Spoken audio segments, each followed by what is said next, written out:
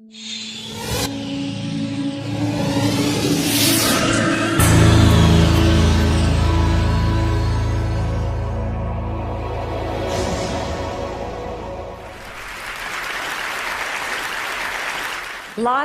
is about opportunities, creating them and embracing them. And for me, that was the Olympic dream. That's what defined me. That was my bliss. As a cross-country skier and member of the Australian ski team headed towards the Winter Olympics, I was on a training bike ride with my fellow teammates. As we made our way up towards the spectacular Blue Mountains west of Sydney, it was the perfect autumn day. Sunshine, the smell of eucalypt, and a dream. Life was good. We'd been on our bikes for around 5.5 hours when we got to the part of the ride that I loved, and that was the hills, because I loved the hills. And I got up off the seat of my bike and I started pumping my legs, and as I sucked in the cold mountain air, I could feel it burning my lungs, and I looked up to see the sun shining in my face. And then everything went black. Where was I? What was happening? My body was consumed by pain. I'd been hit by a speeding utility truck with only 10 minutes to go on the bike ride. I was airlifted from the scene of the accident by a rescue helicopter to a large spinal unit in Sydney. I had extensive and life-threatening injuries. I'd broken my neck and my back in 6 places. I broke 5 ribs on my left side. I broke my right arm. I broke my collarbone. I broke some bones in my feet. My whole right side was ripped open, filled with gravel. My head was cut open across the front, lifted back, exposing the skull underneath. I had head injuries. I had internal injuries. I had massive blood loss. In fact, I lost about 5 litres of blood, which is all someone my size would actually hold. By the time the helicopter arrived at Prince Henry Hospital in Sydney, my blood pressure was 40 over nothing. I was having a really bad day.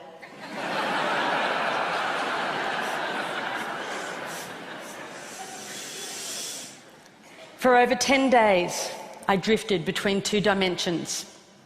I had an awareness of being in my body, but also being out of my body, somewhere else, watching from above as if it was happening to someone else. Why would I want to go back to a body that was so broken? But this voice kept calling me. Come on, stay with me. No, it's too hard. Come on, this is our opportunity. No, that body is broken. It can no longer serve me. Come on, stay with me. We can do it. We can do it together. I was at a crossroads. I knew if I didn't return to my body, I'd have to leave this world forever. It was the fight of my life. After 10 days, I made the decision to return to my body, and the internal bleeding stopped. The next concern was whether I would walk again, because I was paralysed from the waist down. They said to my parents the neck break was a stable fracture, but the back was completely crushed. The vertebra at L1 was like you'd dropped a peanut, stepped on it, smashed it into thousands of pieces. They'd have to operate. They went in, they put me on a beanbag, they cut me, literally cut me in half. I have a scar that wraps around my entire body.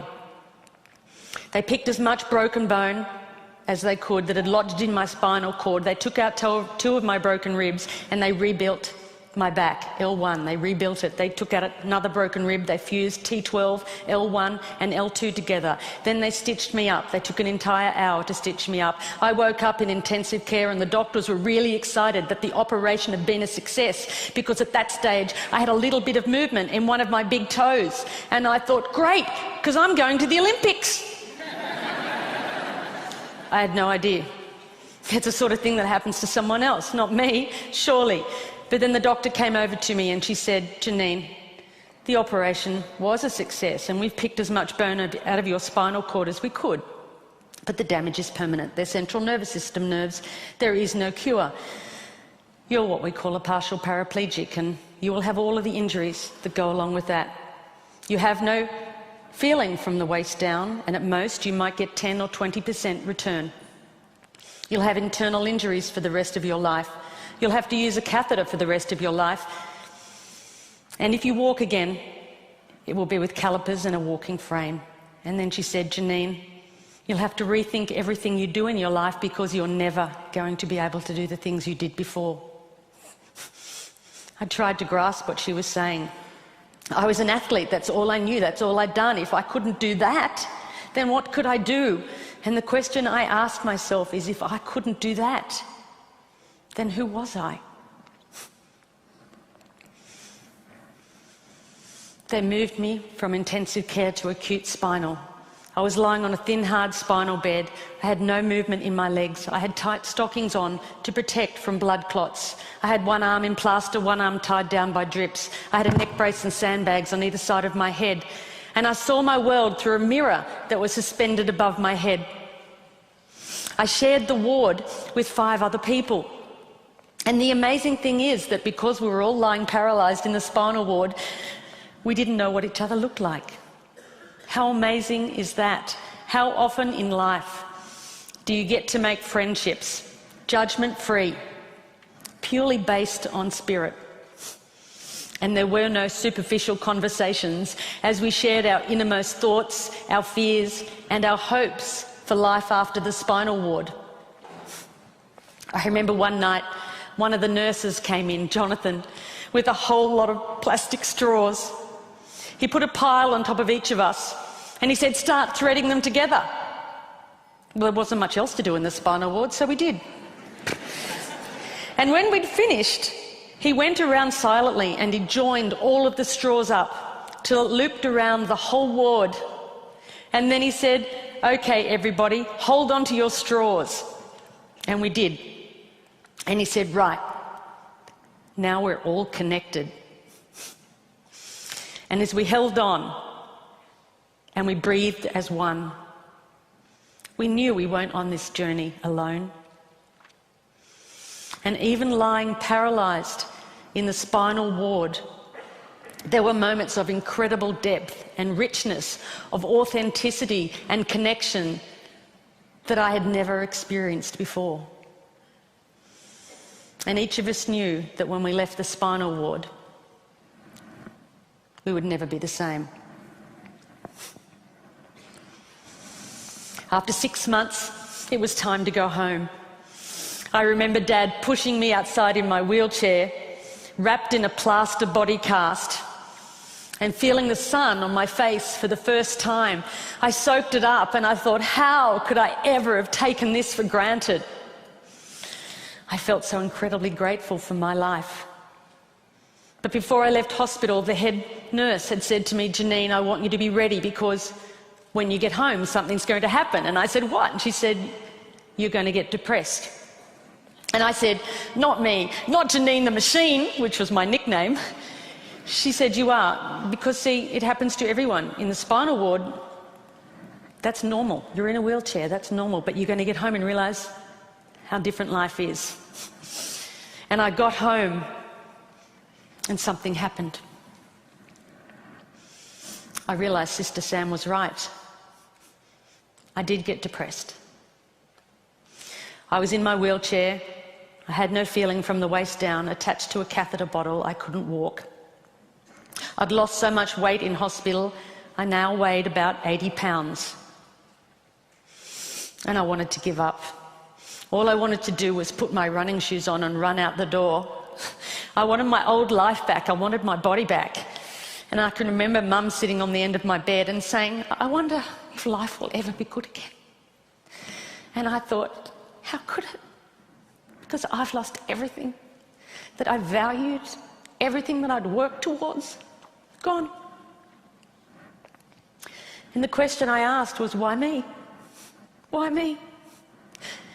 And then I remembered my friends that were still in the spinal ward, particularly Maria. Maria was in a car accident and she woke up on her 16th birthday to the news that she was a complete quadriplegic. Had no movement from the neck down, had damage to her vocal cords and she couldn't talk. They told me, "We're going to move you next to her because we think it will be good for her." I was worried. I didn't know how I'd react being next to her. I knew it would be challenging, but it was actually a blessing because Maria always smiled. She was always happy, and even when she began to talk again, albeit difficult to understand, she never complained, not once. And I wondered, how had she ever found that level of acceptance? And I realised that this wasn't just my life, it was life itself. I realised that this wasn't just my pain, it was everybody's pain. And then I knew, just like before, that I had a choice. I could keep fighting this, or I could let go and accept not only my body, but the circumstances of my life. And then I stopped asking, why me? And I started to ask, why not me? And then I thought to myself, maybe being at rock bottom is actually the perfect place to start.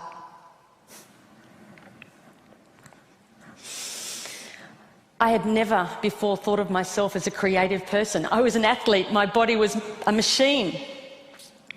But now I was about to embark on the most creative project that any of us could ever do, that of rebuilding a life. And even though I had absolutely no idea what I was going to do, in that uncertainty came a sense of freedom. I was no longer tied to a set path.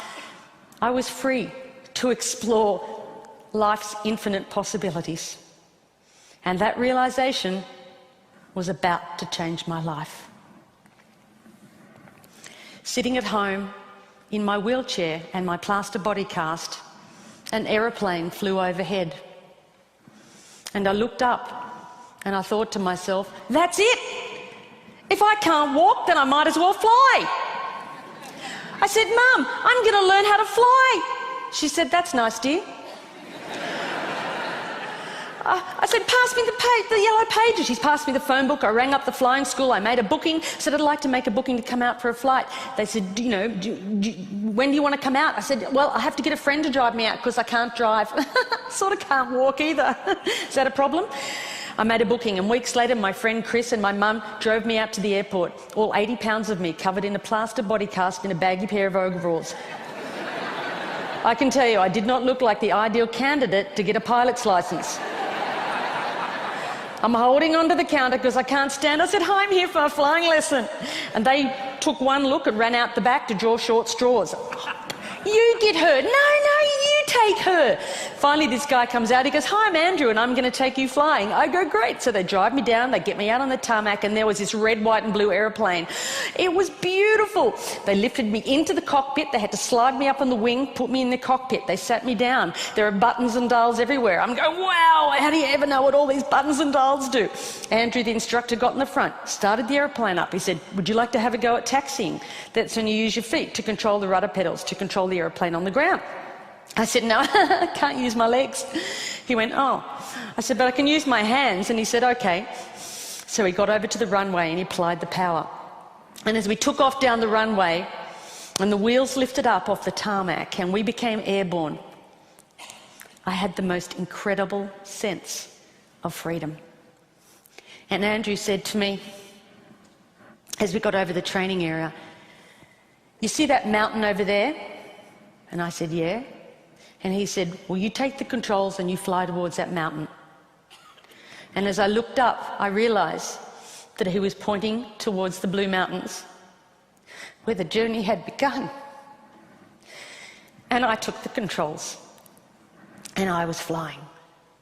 And I was a long, long way from that spinal ward, and I knew right then that I was going to be a pilot. Didn't know how on earth I'd ever pass a medical. But I'd worry about that later, because right now I had a dream. So I went home, I got a training diary out, and I had a plan. And I practiced my walking as much as I could. And I went from the point of like 2 people holding me up to 1 person holding me up, to the point where I could walk around the furniture, as long as it wasn't too far apart. And then I made great progression to the point where I could walk around the house, holding onto the walls like this. And Mum said she was forever following me, wiping off my fingerprints. But at least she always knew where I was. So while the doctors continued to operate and put my body back together again, I went on with my theory study.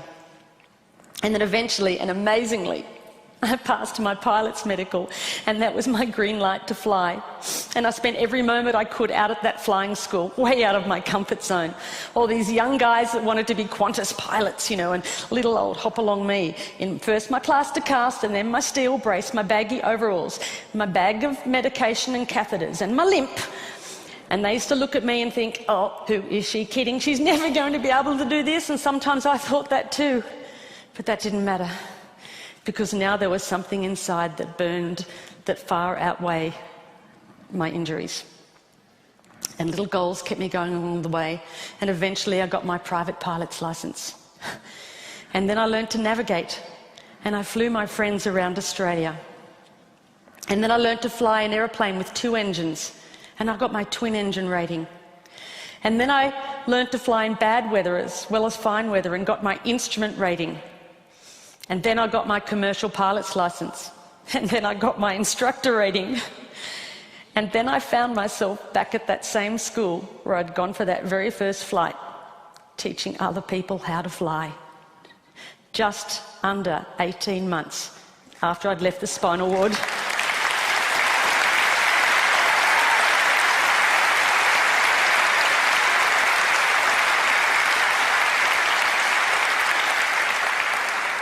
And then I thought, why stop there? Why not learn to fly upside down? And I did. And I learned to fly upside down and became an aerobatics flying instructor.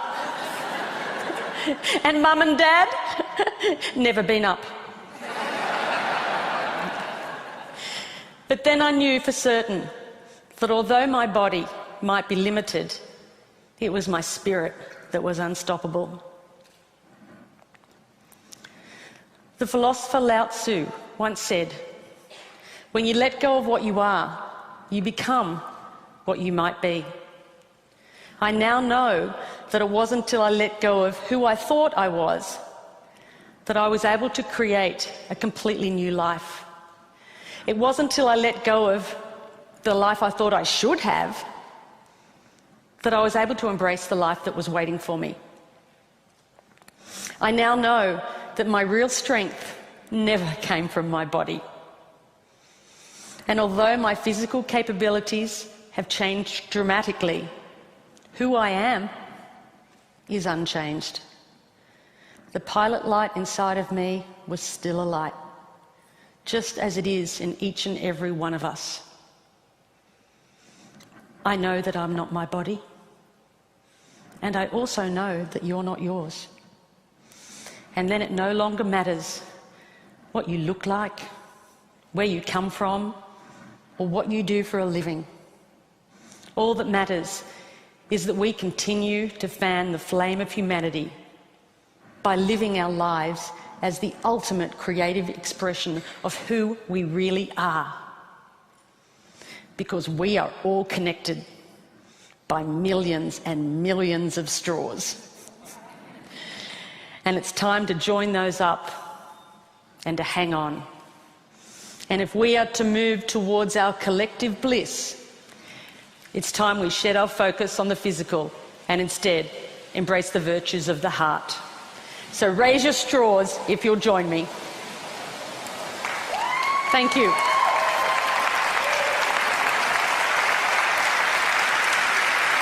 Thank you.